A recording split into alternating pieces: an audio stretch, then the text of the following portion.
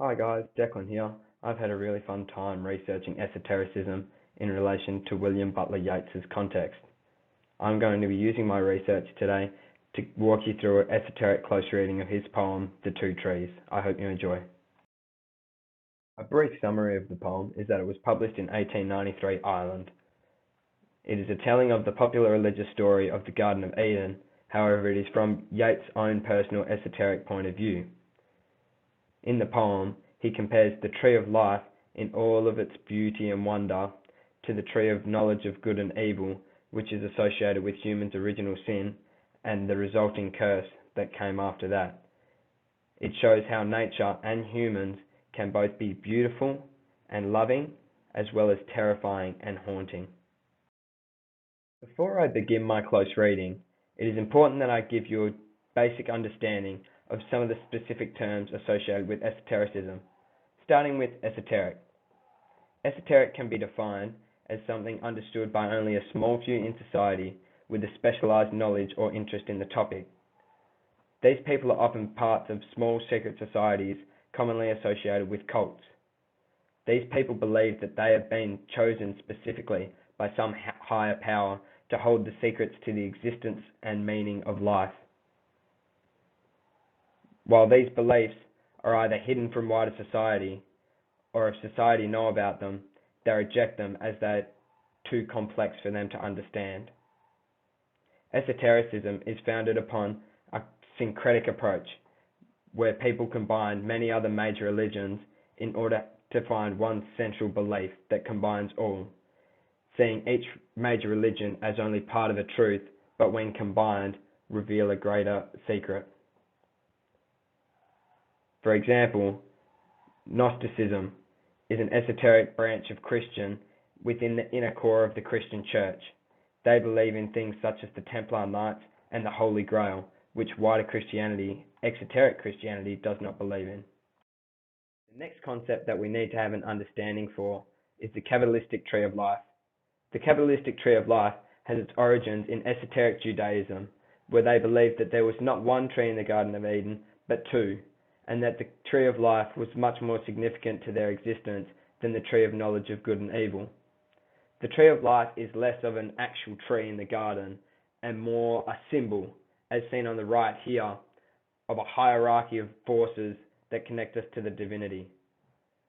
Each circle here represents a sephiroth, which is a level of connection with divinity, with one Keta at the top being fully divine and 10 Malkuth at the bottom being fully physical. Everything in life is connected between these 22 paths connecting the 10 Sephiroth. Everything in creation begins as fully divine at 1 and works its way down to 10. This whole connectedness shows how everything in the universe is connected on some level of physical or divine nature. Yeats uses this term spiritus mundi, referring to the world soul of how everything in the universe is connected to form one unity. Another concept that came up frequently in my research was Hermeticism. This was significant as Yeats is well known for his contribution to the Hermetic order of the Golden Dawn. Now, the term Hermeticism, refers to one character called Hermes Trismegistus.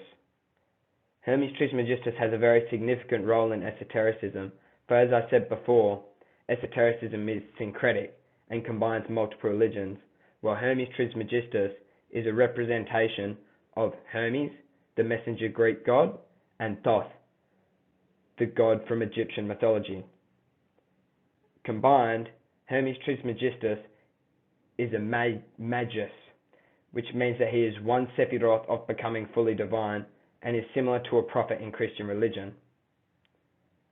Hermes Trismegistus was the first being to write down any laws of esotericism in his Hermetic corpus. In this, he outlined the 7 basic principles that laid the fundamental base for all esoteric belief systems to follow.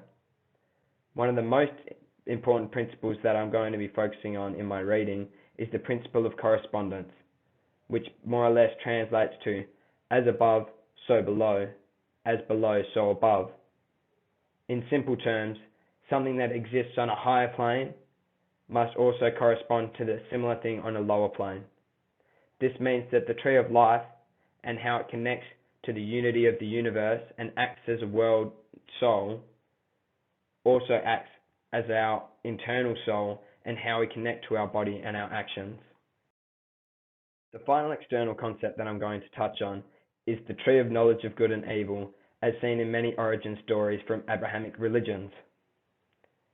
The origin story simply follows the first two human beings, Adam and Eve, and how they were tempted by the devil to take fruit from the tree of knowledge of good and evil, despite God forbidding them from doing so. As a punishment for taking this, God cursed the ground, making man have to toil on the ground all day and farm and work hard just in order to be fed. He had to work for his entire life, as opposed to the Garden of Eden, which was a beautiful, fruitful place that they lived in. We are now going to hear a reading of the Beloved, two trees. gaze in thine own heart. The holy tree is growing there. From joy the holy branches start, and all the trembling flowers they bear. The changing colors of its fruit have dowered the stars with merry light. The surety of its hidden root has planted quiet in the night. The shaking of its leafy head has given the waves their melody, and made my lips and music wed, murmuring a wizard song for thee. There the loves a circle go, the flaming circle of our days, gyring, spiring, to and fro, in those great ignorant leafy ways. Remembering all that shaken hair, and how the winged sandals dart, thine eyes grow full of tender care. Beloved, gaze in thine own heart.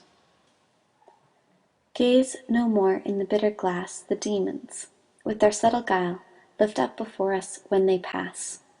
Or only gaze a little while, for there a fatal image grows that the stormy night receives, roots half hidden under snows, broken boughs and blackened leaves. For all things turn to barrenness in the dim glass the demons hold, the glass of outer weariness, made when God slept in times of old. There, through the broken branches, go the ravens of unresting thought, flying, crying, to and fro, cruel claw and hungry throat. Or else they stand and sniff the wind, and shake their ragged wings. Alas, thy tender eyes grow all unkind, gaze no more in the bitter glass.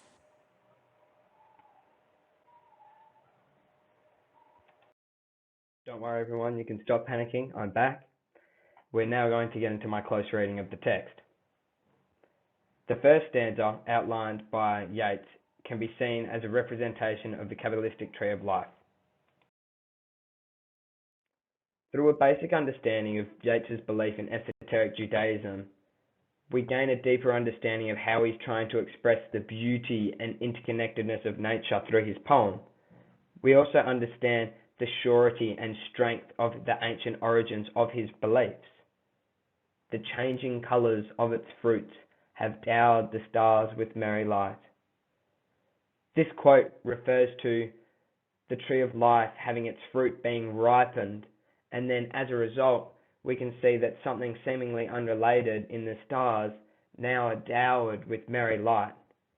This correlation between the ripening of the fruit and the merry light of the stars can be seen as that spiritus mundi of how Yeats believes that everything is interconnected in nature. By personifying the tree of life to dower the stars with merry light, we also see how everything originally becomes from divine and works its way down to physical, with a strong correlation of the tree of life benefiting, getting all the way down to the stars in the physical world. By using the word dowered, which implies a wife inheriting her husband's estate, shows us that the stars are dependent upon the tree of life for their merry light, because they are very much like a wife in the context of the text, 1893 Ireland, where if their husband died, they're not in the workforce and they're dependent on that dower that they receive from his estate. The surety of its hidden root has planted quiet in the night. This phrase here has connotations to secrecy and mystery that are buried within esotericism.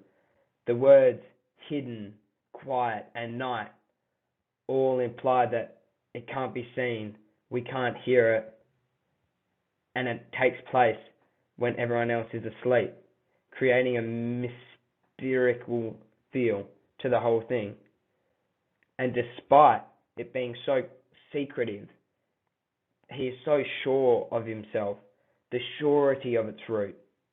This refers to esotericism's origin from millennia ago, and how it originates from people like Hermes Trismegistus and all the believers that came before him, being deep-rooted in the belief. By reading the first stanza with an understanding of Yeats' belief in Hermeticism, we gain an understanding of how the syncretic nature of esotericism relates to how the tree of life grows within us and guides us towards unity with our own higher being and that level of divinity. And how the winged sandals dart is a synecdoche referring to Hermes, the Greek messenger god, as he is known for wearing winged sandals. However, in this context, it refers to Hermes Trismegistus, which also translates to thrice great Hermes. This symbol of Hermes serves as a role model for other esoteric believers of what they can aspire to be, that major level so close to being at unity with your higher self and fully divine. It is also a symbol of the syncreticness of the religion, with, as I said in my introduction, Hermes being Greek and Thoth being Egyptian, showing how it's through a collaboration of religions that they all work together. This concept then carries over, saying, "Beloved, gaze in thine own heart, the holy tree is growing there." The opening lines of the stanza imply that the tree of life is growing within his beloved one. And this idea that the tree of life, which connects everything in the universe through the Spiritus Mundi, is within us, explains that principle of correspondence, where the universe is on a higher plane than us, and we're on a lower plane, but we see the correspondence, the connection, where the world soul relates with everything in the universe, our soul relates with our actions, our access to divinity, and our personal development. By calling his beloved to gaze at her own tree of life and her progress, he is saying that esotericism is about focusing on our moral code and how through meditation and prayer we can be at unity with our higher being and fully divine. It also calls us to question Yeats's motives for being a part of his esoteric religion, because he ranks himself quite highly as being nearly divine, which he is trying to use to earn the love of his beloved. The second stanza can be seen as a representation of the tree of knowledge and good and evil. The imagery used by Yeats in his second stanza uses death and decay, and it contrasts highly the first stanza, which focuses on the beauty and interconnectedness of nature. Due to the second stanza being focused on the tree of knowledge and good and evil, it can be seen as a criticism of popular exoteric religious beliefs that God would create this punishment and that we should believe and have faith in someone who would cause us misery for years to come. Roots half hidden under snows, broken boughs and blackened leaves. Once again, this contrasting imagery presents many symbols. We have the broken bough, which would originally be full of blossom of the fruit tree, but is now broken, representing that loss of innocence in mankind, given that they are now cursed. The snow that hides the roots can be seen as Yeats' interpretation of God, who is mystical to us and is so cold-hearted that he would make us work for all our life to obtain what we need. and the blackened leaves representing the rot and death that will come to us inevitably at the end of our life. The ravens of unresting thought, flying, crying, to and fro. Yeats uses the symbol of the raven to represent mankind as a result of this original sin. He sees us as scavengers who are now lost. We have all this knowledge, having eaten the fruit of the tree of knowledge of good and evil, and yet we don't know what to do with it. We're flying, crying to and fro, scrambling for anything that we can, working hard in the fields, trying to find food, trying to find shelter as we have destroyed the Garden of Eden. And it's the raven also a symbol of impending doom of our own death. Overall, the contrasting imagery of the first stanza representing the tree of life and the second stanza representing the tree of knowledge and good and evil can be seen as Yeats saying that his own esoteric beliefs are centered around the beauty and interconnectedness of nature, and how that we can obtain a higher divinity than ourselves and be at unity with our higher being of ourselves. Whereas following the major religion of Christianity and many other Abrahamic religions, we are punished by God for seeking knowledge and have to work and work forever. This can be seen as Yeats publicizing his esotericism in an attempt to make it a more mainstream. And it's also a very biased view of other religions, trying to put down Abrahamic religions and question why people would have faith in a God who causes them such hurt in their life. Having mainstream religions such as Christianity being put down, but also seeing Yeats' biasism, promotes us to open our mind to thought in our religion, in our philosophy, and in our science. And I think that is the most important point to come out of it.